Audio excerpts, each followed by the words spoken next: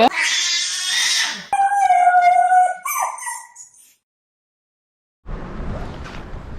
Alrighty, so this is a test video. I don't know how this is gonna go. I am using this on my old GoPro. Well, it's always been my GoPro. It's the only GoPro that I have. At some point in the future, I will be getting a new GoPro. I just don't know if I'm gonna get one right now. But yeah, this is just a test video. Today's actually not too bad of a day. In fact, if anything, there's not there's clouds in the sky. But it hasn't rained, which I guess is considered a good thing.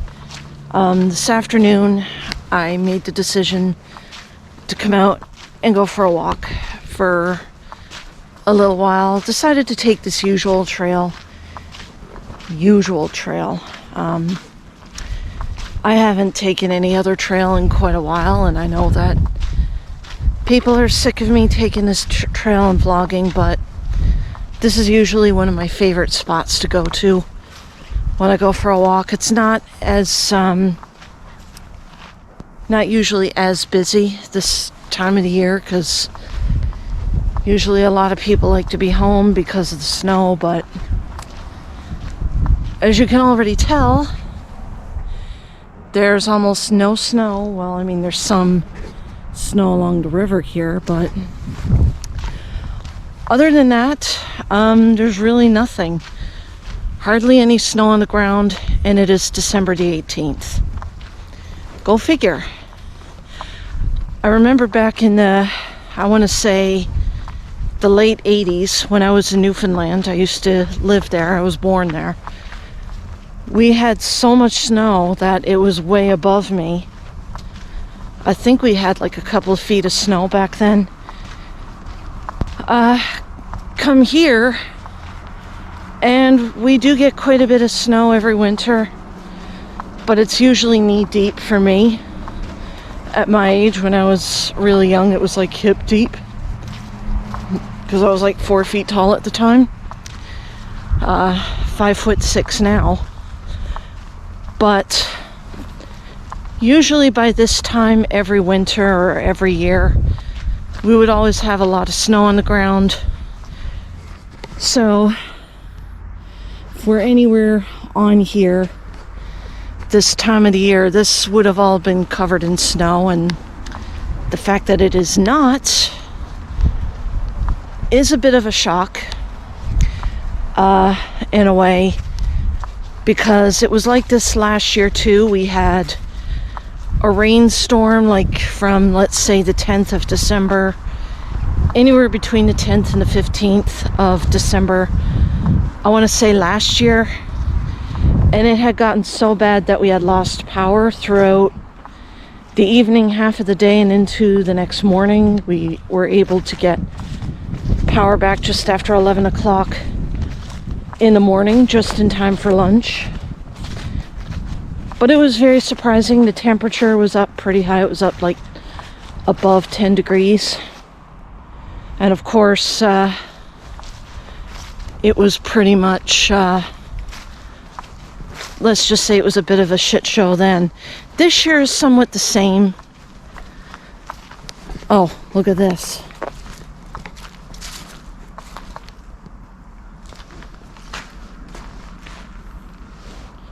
I don't remember that being flattened out, but oh well. Yeah, those people need to clean up the junk over there too. On another note, a lot of other things have been going on, not with me, but a lot of things have been going on. Not just with me and not just with ordinary people, but there's a lot of things going on in the political world of Canada, and now the United States have made the decision, or how should I say, Trump has decided to inject himself into this situation. And I'm not very happy about it. don't want to get into the specifics per se, but let's just say our Canadian Prime Minister is in major turmoil. Chrystia Freeland, who used to be Deputy Prime Minister and Finance Minister, had recently resigned. It is believed that there was some form of conflict going on that I don't know the whole story. I don't know what went down there.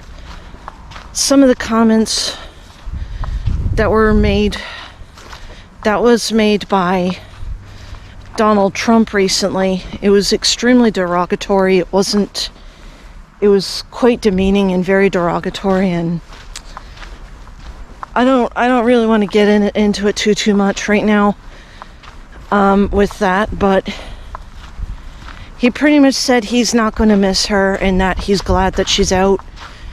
He pretty much said that because she is a woman, and it's stupid.